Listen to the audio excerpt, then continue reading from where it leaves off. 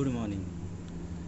आज हम online classes में सेपरेशन ऑफ पावर के बारे में पढ़ेंगे। जनरली रूप से सेपरेशन ऑफ पावर होता है पावरों का अलग अलग होना, वितरण होना, यानी शक्तियों का पृथक्करण। इसको प्रतिपादित तो मॉन्टेस्क्यू ने किया था, जो कि सिस्टमेटिक और वैज्ञानिक तौर पे इसे मॉन्टेस्क्यू ने प्रतिपादित किया था 1748 में अपने book the spirit of the law में।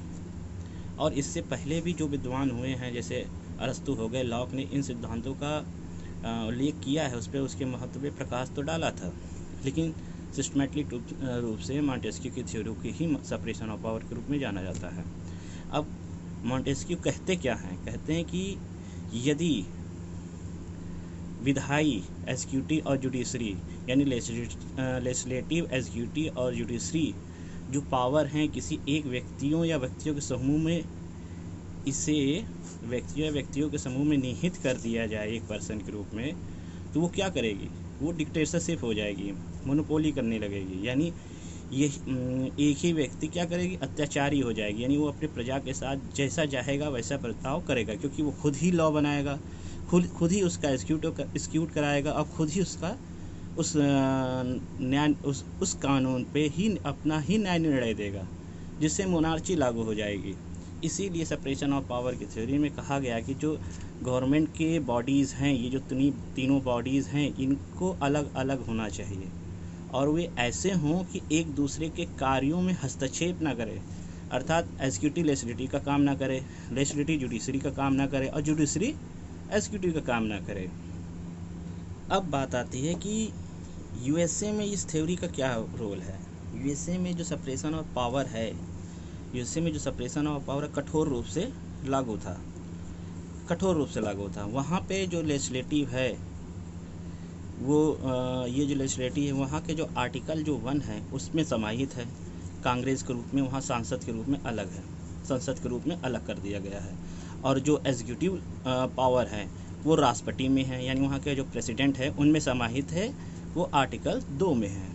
और जो जुडिशरी है जो कि वहाँ के सुप्रीम कोर्ट में है, वो आर्टिकल 3 में। यानी कहने का तात्पर्य है कि जो सेपरेशन ऑफ पावर की जो थ्योरी है यूएसए में, वो अलग अलग रूप से में विभाजित किया गया हुआ है।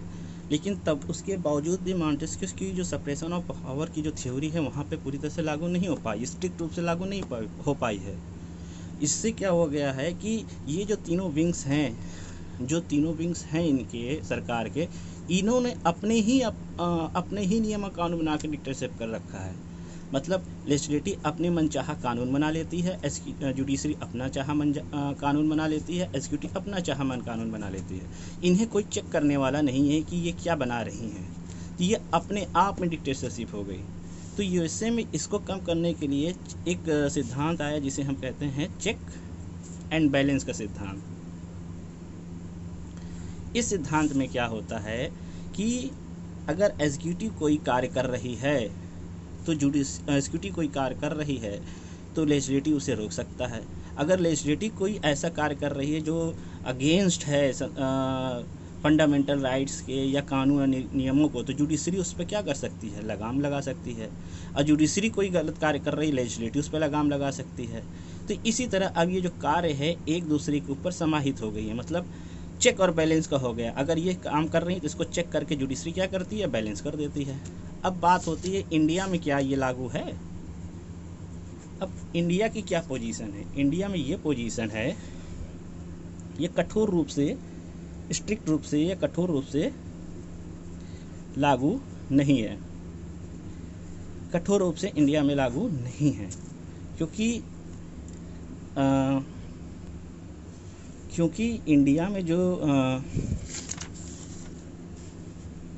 शक्ति पृथक्करण है, यहाँ जो तीनों अंगों के जो कार्य हैं, विभिन्न अंगों के जो तीनों अंगों का कार्य पूर्ण रूप से विभाजित नहीं है।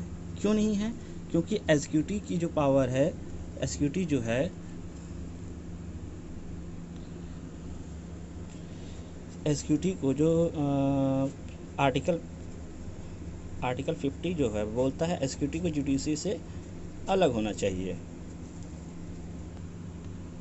अनुच्छेद 50 में कहा गया है एग्जीक्यूटिव को जुडिशरी से अलग होना चाहिए। आर्टिकल 53 में सेंटर को एग्जीक्यूटिव की जो पावर है राष्ट्रपति में समाहित है, राष्ट्रपति में दे रखी है, और स्टेट में 154 में दे रखी है।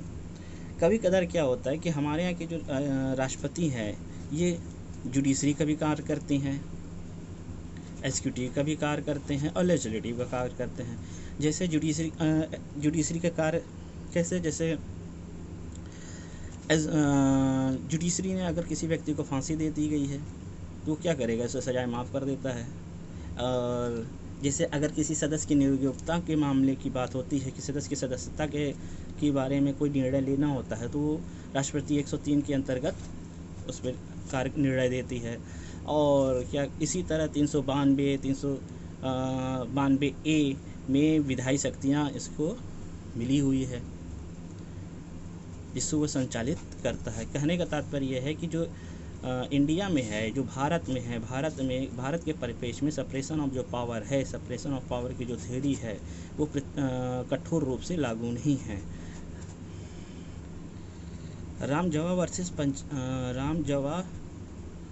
जावा वर्सेस पंजाब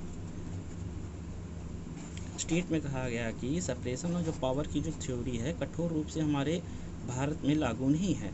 वहीं केशवानंद भारती के केस में कहा गया, है कि जो सेपरेशन ऑफ पावर की जो थ्योरी है ये भारतीय संविधान का आधारभूत सिद्धांत है, यानी बेसिक स्ट्रक्चर है। यानी एक प्रकार से कई केसों में कहा गया है कि ये कठोर रूप से लागू, कोई केसेस में कहा ये संपूर्ण रूप से लागू, कोई केसेस में कहा ये बेसिक स्ट्रक्चर के रूप में लागू है। इसी और निष्कर्ष ये निकलता है कि जो सेपरेशन और जो पावर है हमारे यहाँ SOP जो है वो हमारे यहाँ कठोर रूप से लागू नहीं है।